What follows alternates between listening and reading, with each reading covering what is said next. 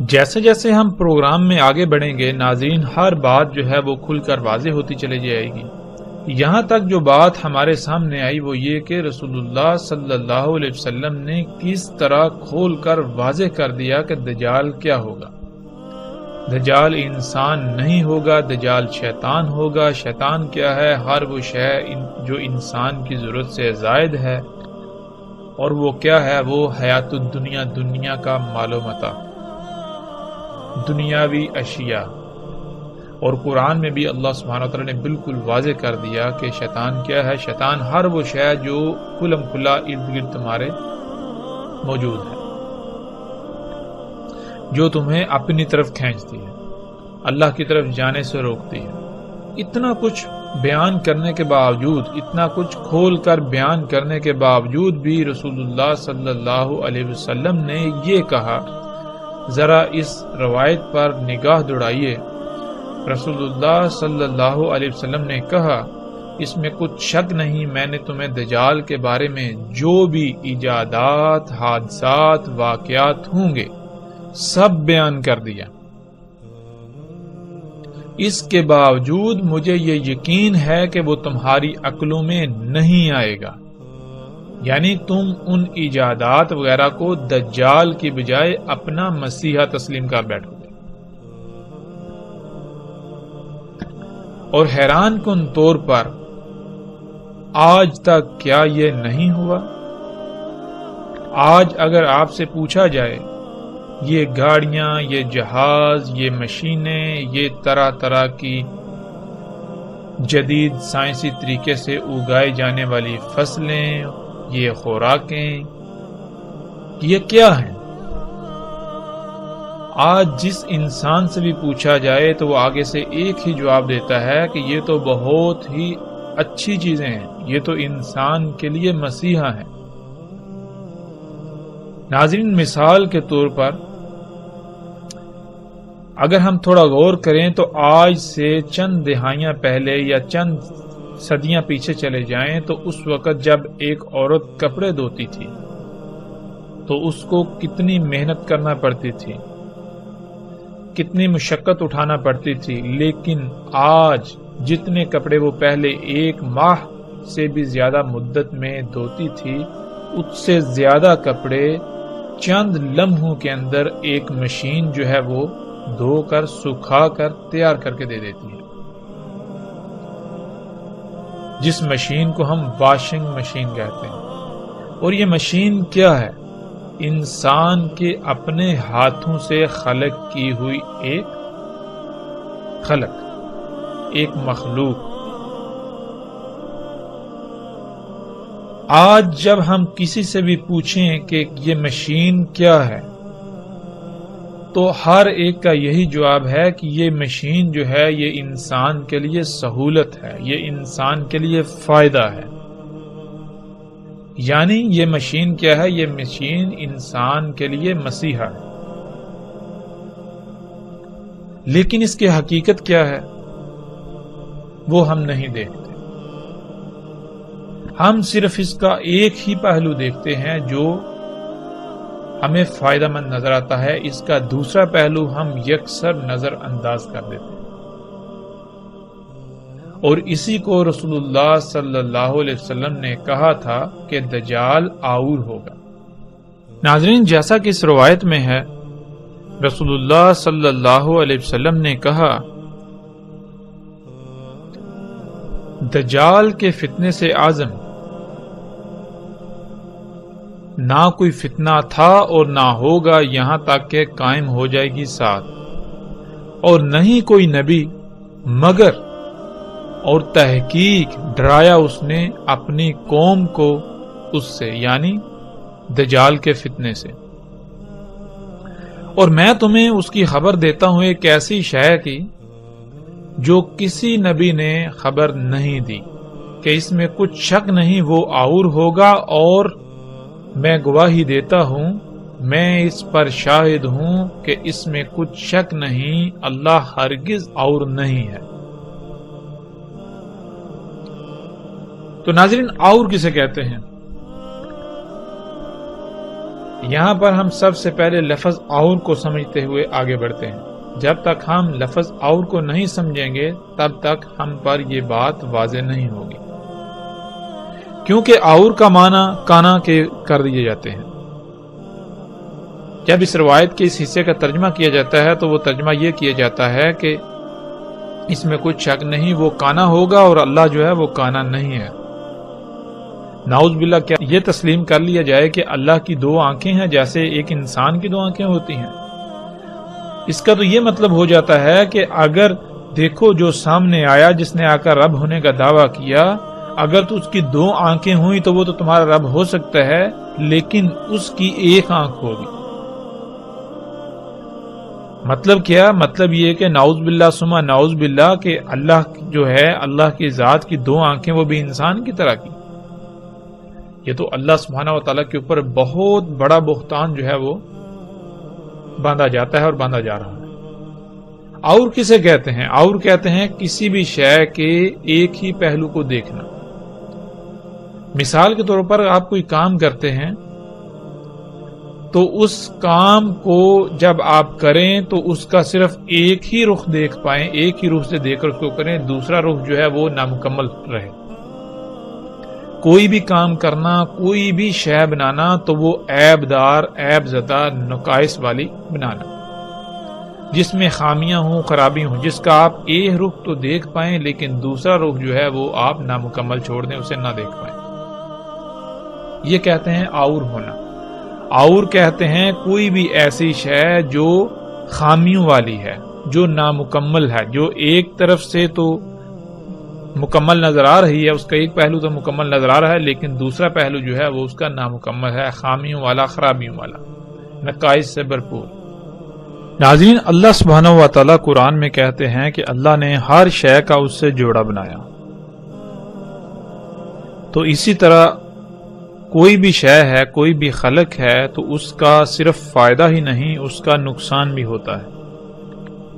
جب آپ کوئی بھی شے خلق کرتے ہیں یا کوئی کام کرتے ہیں تو اس کے دو پہلو ہوتے ہیں، ایک اس کا فائدے والا پہلو اور دوسرا اس کا نقصان والا پہلو۔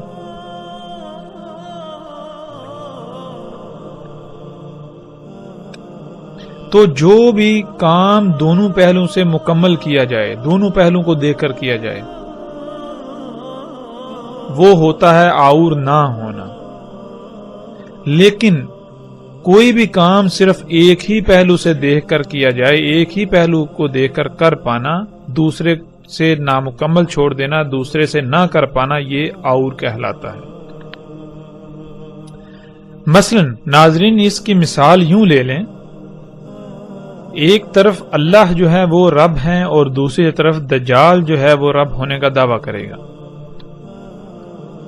ہم نے پیچھے جان لیا کہ دجال کیا ہے۔ دجال ہے تو دنیا میں طرح طرح کی مخلوقات جن کا خالق انسان ہے۔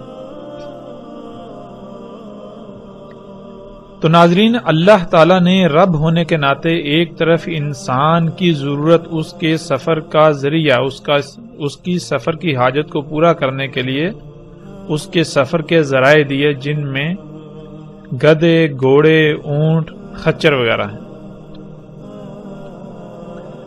اللہ سبحانہ و تعالیٰ نے انسان کی سواری کے ذرائع خلق کیے، اس میں کچھ شک نہیں کہ ان کی رفتار انسان کے خلق کیے ہوئے سواری کے ذرائع سے کئی گنا کم ہے، لیکن اللہ نے جو سواری کے ذرائع خلق کیے، اگر وہ ارب ہا ارب، خرب ہا خرب سال بھی استعمال ہوتے رہیں گے تو دنیا میں کوئی خرابی نہیں ہوگی۔ اللہ سبحانہ و تعالیٰ نے ان کو خلق کیا تو جو وہ خارج کرتے ہیں، جو کچھ کھاتے ہیں اور پھر وہ خارج کرتے ہیں، جو فضلہ خارج کرتے ہیں وہ دوسری مخلوقات کی خوراک ہے۔ یوں فضلہ جو ہے وہ اس دنیا میں جمع نہیں ہوتا، بڑھتا نہیں، وہ دوسری مخلوقات کے استعمال میں آ جاتا ہے۔ یوں کائنات میں یہ جو نظام ہے یہ اسی طرح بیلنس رہتا ہے، یہ میزان جو ہے، توازن جو ہے یہ قائم رہتا ہے، برقرار رہتا ہے۔ لیکن اس کے برعکس انسان کے خلق کردہ سواری کے ذرائع، اللہ تعالیٰ نے جو انسان کی ضرورت پوری کرنے کے لیے، انسان کی سواری کی ضرورت پوری کرنے کے لیے جو ذرائع خلق کیے وہ دونوں لحاظ سے مکمل خلق کیے، ان میں کوئی خامی نہیں، کوئی خرابی نہیں، کوئی نقصان نہیں، فائدہ ہی فائدہ ہے۔ نقصان والا پہلو جو ہے اس کے اندر خامیاں وغیرہ ختم کر دی، دور رکھیں، خامیوں سے پاک خلق کیا۔ لیکن انسان کے خلق کردہ جو سفر کے ذرائع ہیں، یہ جو مشینیں ہیں جنہیں ہم گاڑیاں، جہاز، ٹرینیں وغیرہ کہتے ہیں، ناظرین یہ جب انسان ان سواری کے ذرائع کو استعمال کر رہا ہے تو یہ کاربن جو ہے وہ ریلیز کرتے ہیں، کاربن چھوڑتے ہیں، دھواں چھوڑتے ہیں۔ اب یہ دھواں کہاں جا رہا ہے؟ انسان نے جب خلق کیا ان ذرائع کو تو صرف ایک ہی پہلو دیکھا، وہ ایک ہی پہلو کون سا ہے؟ وہ فائدہ ہی فائدہ دیکھا کہ اتنی تیز رفتاری سے سفر ہوگا، یہ ہوگا، وہ ہوگا، اتنی آسائشیں، سہولتیں، آسانیاں، آرام ہوگا، سکون ہوگا، سفر سالوں کا دنوں میں، گھنٹوں میں طے ہو جائے گا۔ لیکن جو دوسرا پہلو ہے ناظرین، اس سے بالکل اندھا رہا، وہ اسے نظر ہی نہیں آیا۔ وہ کیا کہ یہ گاڑیاں، یہ جہاز، یہ مشینیں آج جو دھواں چھوڑ رہی ہیں، اور جن فیکٹریوں میں، جن کارخانوں میں یہ مشینیں، یہ گاڑیاں بنتی ہیں، وہاں سے جو دھواں خارج ہو رہا ہے، آج پوری دنیا اس دھوئیں سے بھر گئی۔ اس دھوئیں کی وجہ سے آج ہر سال کم از کم 33 لاکھ انسان جو ہیں وہ موت کا شکار ہو رہے ہیں۔ دنیا کی 99% آبادی کسی نہ کسی بیماری کا شکار ہے اس دھوئیں کی وجہ سے۔ آج دنیا میں لا تعداد بیماریاں ایسی ہیں جو اسی دھوئیں کی وجہ سے پیدا ہوئیں۔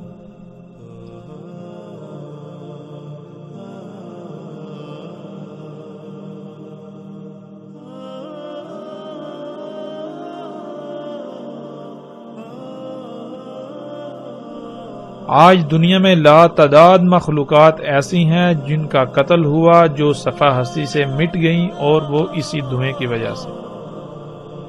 ناظرین آج آسمان پھٹ چکا، اور آسمان کس وجہ سے پھٹا؟ اسی دھوئیں کی وجہ سے۔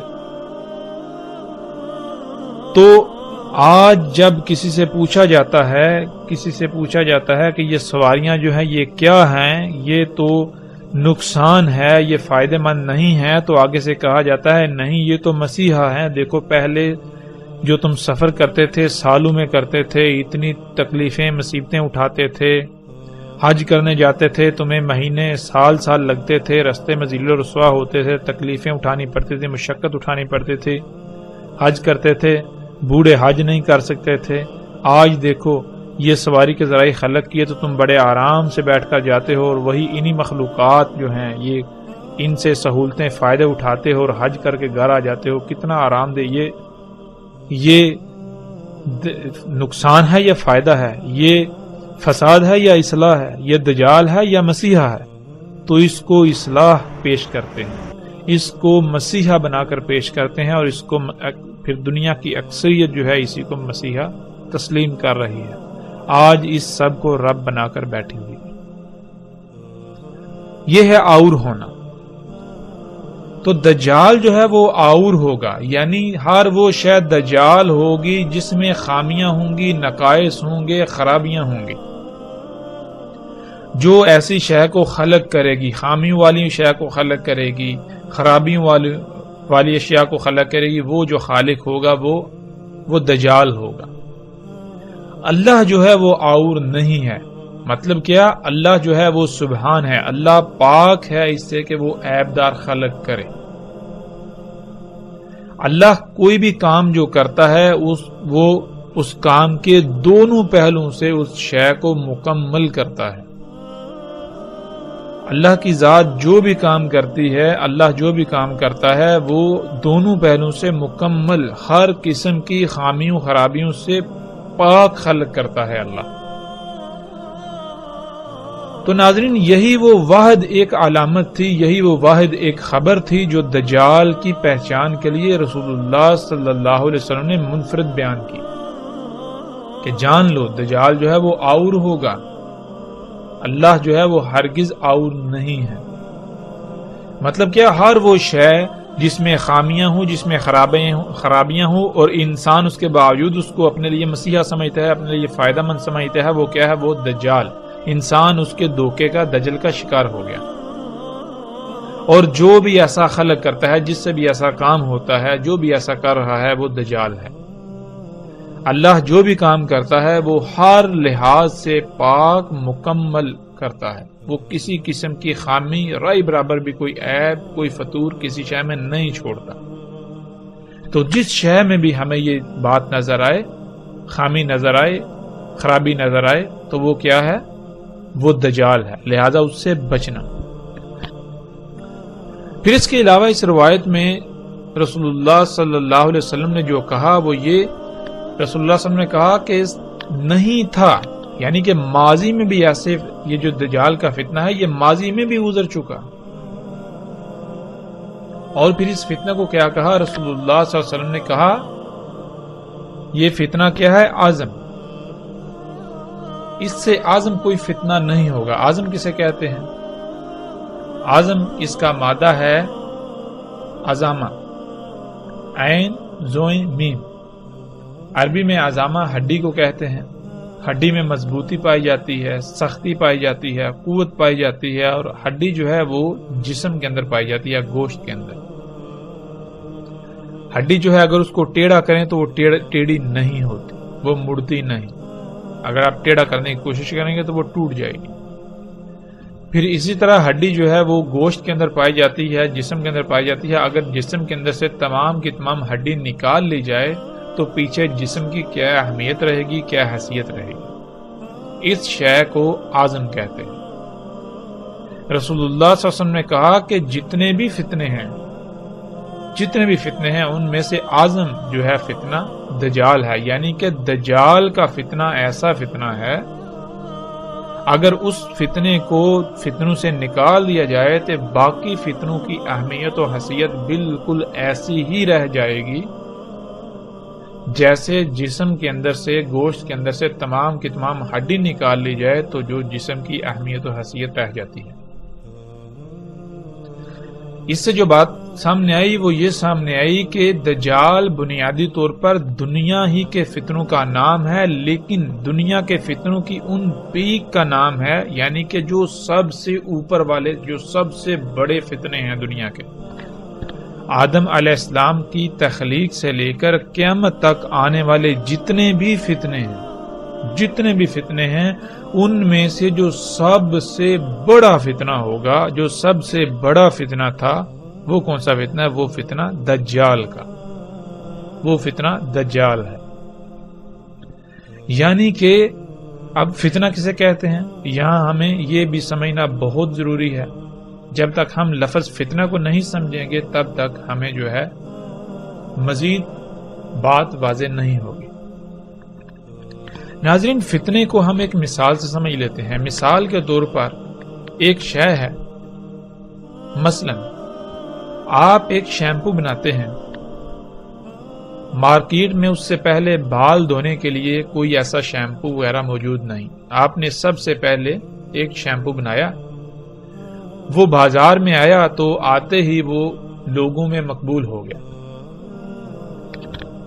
جب کوئی بھی وہ شیمپو خریدتا ہے، اس سے بال دھوتا ہے تو اس کے بال انتہائی اچھے، زبردست ہو جاتے ہیں اور وہ بہت مشہور ہو جاتا ہے۔ اب کیا ہوتا ہے، کچھ لوگ ایسے ہیں کہ جن کے دل میں لالچ پیدا ہوتا ہے، جن کے دل میں مرض ہے، وہ کیا کرتے ہیں، وہ ایسا کرتے ہیں کہ وہ آپ نے جو شیمپو بنایا بالکل اسی طرح کا ایک نقل بناتے ہیں، ایک یا ایک سے زائد نقلیں بناتے ہیں اور وہ بازار میں لے آتے ہیں۔ تو ناظرین، جب تک بازار میں آپ کا بنایا ہوا ایک ہی شیمپو موجود ہے تب تک اگر کوئی بچہ جائے، نوجوان جائے، بوڑھا جائے، عالم جائے، جاہل جائے، کوئی بھی جائے،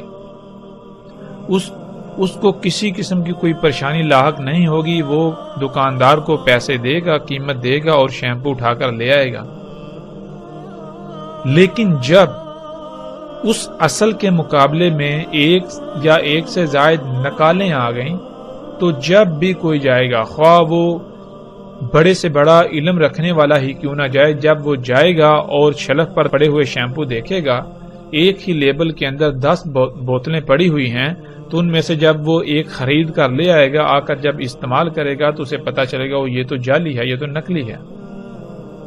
اب جب دوبارہ اگر وہ خریدنے جاتا ہے یا آپ خریدنے جاتے ہیں تو آپ کے اوپر یہ امتحان جو ہے وہ طاری ہو جائے گا، آپ ایک امتحان میں پڑ جائیں گے کہ آیا ان میں سے اصلی کون سا ہے۔ کیوں؟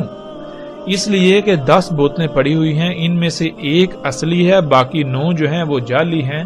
اب دیکھنے میں جو ساری وہ بالکل ایک جیسی لگ رہی ہیں، ایک جیسی تو دور کی بات ہے، جو نقل ہے وہ ایسی بنائی گئی کہ جو اصل ہے وہ نقل کے مقابلے پر نقل نظر آ رہی ہے۔ تو ناظرین، ایسے میں کوئی بھی انسان جب جائے گا، ہاں وہ کتنے ہی علم والا کیوں نہ ہو، تو اس کے اوپر ایک امتحان جو ہے وہ برپا ہو جائے گا کہ آیا ان میں سے اصل کون سی ہے، ان میں سے اصل شیمپو کون سا ہے۔ اس شے کو، اس امتحان کو، ایسے امتحان میں پڑ جانے کو فتنہ کہا جاتا ہے۔ اللہ سبحانہ و تعالیٰ نے انسان کو خلق کر کے دنیا میں ایک مقصد کے لیے بھیجا۔ اس مقصد کو پورا کرنے کے لیے اللہ سبحانہ و تعالیٰ نے انسان کو ایک طریقہ بتایا، جس طریقے کو، جس فارمولے کو دین کہا جاتا ہے، اور اس دین کا نام یعنی اس فارمولے کا نام اسلام رکھا، سلامتی پانے کا طریقہ۔ یعنی کہ دنیا میں تمہیں ایک محدود مدت تک موقع دیا جا رہا ہے، ایک مقصد ہے، اس کو تم نے پانا ہے، حاصل کرنا ہے، اس کو پورا کرنا ہے۔ اس مقصد کو پورا کرنے کے لیے تمہیں یہ طریقہ کام آئے گا، اس طریقے پر عمل کرتے ہوئے تم اس مقصد کو پورا کر لو گے۔ تو جب تک دنیا میں صرف وہی ایک فارمولا، وہی ایک دین رہے گا تو کوئی فتنہ نہیں، یعنی کوئی امتحان نہیں۔ ہر خاص و عام کو، بچہ ہے، بوڑھا ہے، نوجوان ہے، عالم ہے، علم نہیں ہے، سب کے اوپر واضح ہوگا کہ دنیا میں آنے کا مقصد کیا ہے اور اس مقصد کو پورا کرنے کا طریقہ کیا ہے، کیسے پورا کرنا۔ لیکن جب اللہ سبحانہ و تعالیٰ کے دیے ہوئے ایک دین، ایک طریقے کے برعکس اور طریقے بھی کھڑے کر دیے جائیں کہ انسان کو یہ پتہ ہی نہ چلے کہ دنیا میں آنے کا مقصد کیا ہے، جب ایک کے مقابلے پر 2 یا 2 سے زائد اور طریقے ہیں تو پھر انسان جو ہے وہ امتحان میں پڑ جائیں گے کہ آیا ان میں سے اصل کون سا ہے، کہ دنیا میں آنے کا مقصد کیا ہے، وہ مقصد پورا کیسے کیا جائے گا۔ تو یہ جو بات ہے، یہ جو امتحان ہے، یہ فتنہ کہلاتا ہے۔ تو اللہ سبحانہ وتعالی نے جب انسان کو دنیا میں ایک محدود مدت کے لیے موقع دیا، ایک مقصد کو پورا کرنے کے لیے، اس مقصد کو پورا کرنے کے لیے ایک دین دے دیا، ایک طریقہ دے دیا کہ دنیا میں تمہارا آنے کا مقصد یہ ہے، یہ ایسے پورا ہوگا، تو پھر ناظرین شیاطین نے اس کے مقابلے پر اور طریقے کھڑا کرنے شروع کر دیے، فتنے کھڑے کرنا شروع کر دیے۔ تو ایسے چلتا گیا، چلتا ایک وقت ایسا آیا، پیچھے جتنے بھی فتنے ہیں ان میں انسان سمجھ سکتے ہیں کہ یہ جو ہے یہ اصل ہے، یہ نقل ہے، پھر بھی بہت حد تک آسانی ہوتی ہے۔ لیکن جو ان میں سب سے بڑا فتنہ ہے، جو دجال کا فتنہ ہے، جب وہ آ جائے تو پھر انسانوں کی اکثریت جو ہے وہ اس کو پہچان نہیں پاتی۔ اس وجہ سے اسے اعظم کہا گیا کہ اگر فتنوں میں سے اس فتنے کو نکال دیا جائے تو پیچھے فتنوں کی باقی جتنے بھی فتنے ہیں ان کی اہمیت و حیثیت بالکل ایسی رہ جائے گی جیسے کہ جسم سے ہڈی نکال دی جائے تو پیچھے جو جسم کی اہمیت و حیثیت رہ جائے گی۔ تو آج ناظرین ہم دیکھیں کہ اگر آپ کسی سے پوچھیں یا اپنے آپ سے سوال کریں کہ دنیا میں آنے کا مقصد کیا ہے، تو آپ کے نزدیک اس کا جواب کیا ہوگا؟ اس مقصد کو پورا کرنے کا طریقہ کیا ہے؟ کسی سے بھی سوال کریں، سوال کرنے کی ضرورت ہی نہیں ہے۔ اگر آج ہم انسانوں کو دیکھیں تو ہر انسان آج حیات الدنیا کے پیچھے بھاگ رہا ہے۔ یہاں تک کہ جب کسی کے ہاں کوئی بچہ پیدا ہوتا ہے تو جیسے ہی بچہ پیدا ہوتا ہے اسی وقت والدین کے دل میں یہ خواہش پیدا ہوتی ہے کہ ہم اس کو بڑا جب یہ ہوگا تو اس کو ڈاکٹر بنائیں گے، اس کو انجینئر بنائیں گے، اس کو سائنٹسٹ بنائیں گے، فزسٹ بنائیں گے، کیمسٹ بنائیں گے، یہ فلاں بزنس کرے گا، یہ ایجادات کرے گا، یہ کوئی شہد دریافت کرے گا۔ تو ناظرین یہی تو وہ فتنہ ہے، یہی تو فتنہ دجال ہے۔ آج ہر انسان کی دنیا میں زندگی کا مقصد ہی یہ بن چکا ہے، یہ ایجادات کرنا، ان ایجادات کا حصول اور دنیا میں آنے کا مقصد کیا ہے وہ کسی کو علم نہیں، سب بھول چکے ہوئے ہیں۔ آج کا انسان کہتے ہیں جس کو اس کی حقیقت، اس کا ماضی بلا دیا گیا۔ تو آج کا انسان بھی اعظم انسان ہے، یعنی کہ ایسا بھولا ہوا ہے، ایسا بھولا ہوا کہ اگر اس بھولے ہوئے کو نکال دیا جائے تو پیچھے بھولے ہوئے کی کوئی اہمیت و حیثیت رہے گی نہیں، اتنا بڑا بھولا ہوا۔ تو انشاءاللہ اللہ کے فضل سے ناظرین جیسے جیسے ہم آگے بڑھیں گے رسول اللہ صلی اللہ علیہ وسلم کے الفاظ کی روشنی میں اور قرآن کی روشنی میں دجال کیا ہے، ہم ہر پہلو سے، ہر لحاظ سے ہر بات کو کھولتے چلے جائیں گے، واضح کرتے چلے جائیں گے۔